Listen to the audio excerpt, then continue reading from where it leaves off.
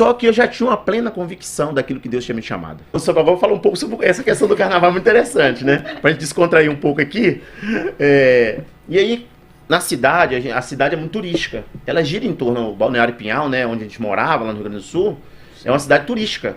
Então ela funciona 3 meses, 4 meses no máximo, devido a ser uma cidade turística. É o verão.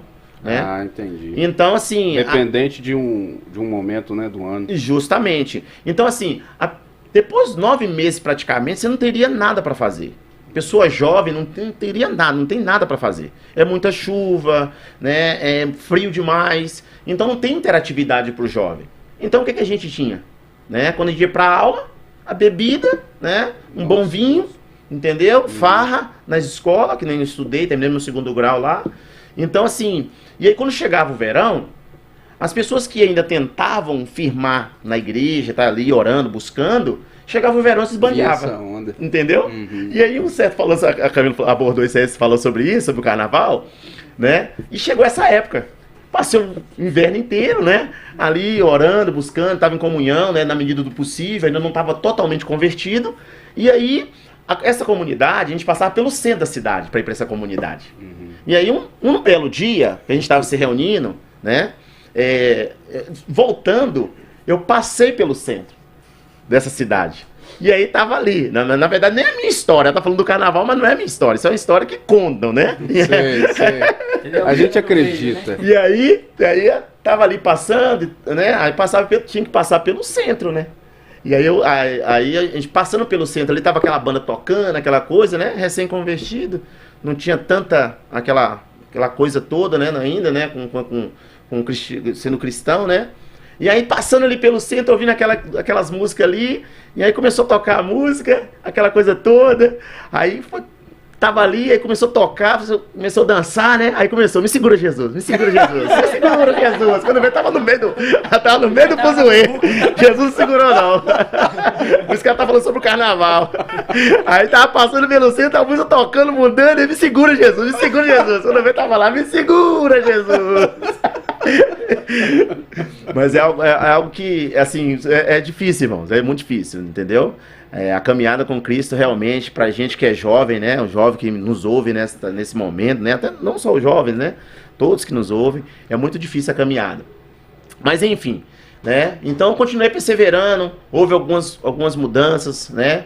Aí batizei nessa comunidade, Deus me direcionou para uma outra igreja, ao qual o pastor Isaías, que era um pastor que tinha acabado de chegar para a cidade também, ele montou uma igreja, né, a igreja do Evangelho Pleno, era a Assembleia, né, que pertencia à Assembleia, né, essa igreja era coreana, pastor Isaías, né, me acolheu nessa igreja, e aí aí começou a ficar, a coisa ficou mais forte, né, aquele compromisso, aquela eminência, porque o pastor começou a caminhar, eu comecei a caminhar com o pastor. Ele começou a caminhar comigo, me assistir de perto. Estreitar, né? Discipulado. Justamente, eu tive bons discipulados, né? Bons discipuladores na minha caminhada, né? Eu tinha o meu próprio cunhado, que é o Paulo, o próprio Beto também, que hoje não está no Evangelho, mas que me ajudou muito, né? E o mais interessante na minha caminhada, quando eu comecei a caminhada com Cristo, é que o senhor falando sobre questão de demônios, aquela coisa toda, que o senhor passou por aquele processo, eu me via nisso, sabe? Por quê? Quando eu comecei a caminhada com o pastor Isaías nessa igreja, um dos primeiros desafios que eu tive foi justamente esse, um processo de jejum e de oração. O pastor fez 7 dias de jejum e oração pelo período da manhã ou até quando a pessoa aguentasse ficar. Seria o dia inteiro. Então ali eu comecei a ser forjado. Exatamente. E é muito interessante esse início, quando você começa dessa forma, realmente você vai ter uma vida estável com o Senhor. Inclusive, isso é resposta para a pergunta da Vitória. Justamente. Como o novo convertido vai vencer as batalhas espirituais. A gente pode contar experiência sobre isso, mas a chave é esta: orar. Perfeito. E jejum. Aprender a começar a jejuar. A disciplina do jejum é que manda. Não seja hipócrita de falar assim, vou fazer isso, algo mirabolante, porque você não vai conseguir. Não vai conseguir. Não vai conseguir desmaiar. Se não for pela força do Espírito. E uma coisa que eu vejo é que você ter bons discipuladores. Isso. Entendeu? Orientação. Pessoas para te orientar. Que eu tive, pela misericórdia de Deus, eu agradeço muito ao pastor Isaías, sua esposa Gilmara, entendeu? Tive isso. E aí eu comecei nesse processo, eram 7 dias. E aí eu comecei.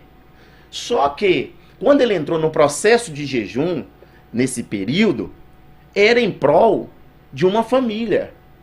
Entendeu? Que depois eu fiquei sabendo, não, nós estamos no processo porque a gente vai trabalhar com a família, a gente vai entrar num período de jejum, de oração, porque a gente vai fazer um trabalho de libertação em uma família. Nossa, Deus. Você estava numa casinha e nem imaginava. Eu nem sabia. Então, assim, mas aí começou, eu falei, não, pastor, eu vou o que eu quero participar disso. Eu quero. Olha, né? que benção. Eu falei, eu quero. Exemplo, né? Tem a atitude do querer, Por quê? Que tá falando aqui que é muito importante. Justamente. Por que isso? Sabe por quê? Quando eu comecei a caminhada com ele, né? A gente ser jovem, que nem eu falei que a gente não estava totalmente convertido, estava aquele crente Raimundo, pé na igreja de todo mundo. Então, assim, eu comecei a ir para a igreja e as meninas que eu tinha aquela paquera, elas começaram a ir também. Começaram a me acompanhar na igreja. Entendeu? Não sendo pedra de tropeço, isso era o benção demais. Justamente, começou a ir. E hoje tem elas. Hoje eu vejo uma delas, hoje está firme na igreja. Uma não, duas, tá firme na igreja hoje, assim que eu vejo, eu acompanho de longe às vezes, eu fico sabendo, né? Quando a gente vai lá também, tá firme na igreja, essas meninas. Então, tudo Deus tem um propósito na caminhada. Então, aí o que acontece? Nesse processo, antes de entrar nesse período de jejum e de oração, eu passei por um período também muito conturbado, de poder permanecer. O mundo queria me tragar de todo jeito. Os pratos, as oferendas que me eram apresentados. Presta atenção aí, jovem. Né? Fiquei sabendo que o demônio correu atrás de você da Priscila. Nós vamos ficar aqui até amanhã se eu contar tudo isso. Então... Presta atenção, ó, jovem. Então, o inimigo queria arrastar pro mundo de todo jeito. Né? Como às vezes teve um momento que eu fraquejei mesmo, entendeu? Não consegui. Mas quando eu entendi a importância de ter pessoas ao seu lado para contribuir para o seu crescimento, eu comecei a olhar com outros olhos. Falei, não, peraí, sozinho eu não vou conseguir. Exato. Então, jovem, você que nos ouve agora, entenda uma coisa, você sozinho você não consegue chegar a lugar nenhum. Tem uma equipe aí, pronta para você. Justamente, se você não buscar uma ajuda dos seus líderes, entendeu? De pessoas que você confia, para você ter esse relacionamento, para você ter esse sustento, você não vai conseguir sozinho. Assim também como eu me senti dessa forma, eu vi que eu não conseguia. Mas eu tive bons líderes. E chegou um determinado ponto que foi crucial, eu fui confrontado. Principalmente na hora da ceia. Por quê? Eu marcava de ir para a igreja com essas meninas, mas antes eu ficava com uma e depois do culto eu ficava com outra. Misericórdia, hein, Era assim. Misericórdia. Era uma verdade, entendeu? Entendeu? Por esse momento. E aí não tinha nada demais, era só paquera mesmo. Entendeu? Mas era preciso ter uma firmeza com Cristo. E chegou um momento que foi crucial. Chega a hora que Deus te pede isso. Não tem entrega jeito. Seus altares. Justo, é confronto. Entrega todos os outros amores. E então, jovem, você acha que quando você passa por um confronto é a melhor parte da sua vida quando você é confrontado por algo. Quando você é confrontado por algo da parte de Deus para sua vida, é muito interessante isso. Que é onde vai te moldar, é onde vai te trazer a transformação. É importante o que você destacou de que assim, não era nada demais, mas Deus estava no meio daquilo que te atraía. O que mais te atrai? Essa falta de compromisso ou eu? O que é mais importante para a sua vida? Esses compromissos, entre aspas, compromissos, ou um compromisso sério comigo? Essa é uma observação interessante. Olha só a importância de um líder. Quando você tem um líder que você pode confiar nele. Eu cheguei um dia, depois do culto, eu cheguei para meus 2 líderes que eu tinha, deixa eu te falar, eu preciso confessar algo. Sabe por quê? Porque eu tinha lido na Bíblia, aquele que confessa e deixa, que abandona, alcança favor, alcança misericórdia. Eu tinha lido sobre isso. E eu falei, não, tem um versículo que fala sobre isso. Que aquele que confessa e deixa, alcança favor, alcança misericórdia de Deus. Eu preciso ser alcançado por esse favor e por essa misericórdia. Então eu preciso confessar. Eu preciso confessar para alguém. A confissão traz cura. Justamente. Então, eu preciso confessar. Eu senti a necessidade, eu fui tocado. Dentro do culto, depois do culto, fui tocado. E eu cheguei diante desses líderes, eu lembro como se fosse hoje, na porta da igreja. Eu falei, deixa eu falar para vocês, eu preciso confessar algo para vocês. E já em plantos. Eu falei, eu preciso de uma mudança na minha vida, só que isso está me impedindo de caminhar. Isso está impedindo de eu prosseguir, de permanecer. E eu em prantos, cara, quase que eu não conseguia falar com esses líderes, chorando. E eles sem entender nada. E eu falei, não, preciso conserto. Então a importância da renúncia, a importância da confissão, de você Não. confessar. E olha que bênção, você jovem chegou a essa convicção de que você precisava mudar. Você precisava confessar e falar assim, não consigo mais viver mais ou menos. Nossa oração é que todos os jovens cheguem exatamente nessa encruzilhada. Ou você continua seguindo para sua vida, ou você vira, ou seja, Converte verdadeiramente. e vai para o caminho que Vai Deus chegar uma hora que Deus vai colocar você no estreito, cada um de nós no estreito. Entendeu? Quando você não quer consertar, que você continua indo na igreja, que você continua buscando, vai chegar um momento que Deus vai te colocar no estreito. E que você vai precisar confessar. Isso mesmo. Por quê? Então, nesse momento eu comecei a ver que eu entender que Deus tinha um plano na minha vida. Deus tinha um propósito maior na minha vida. Do que simplesmente cultuar. Do que simplesmente ir à igreja.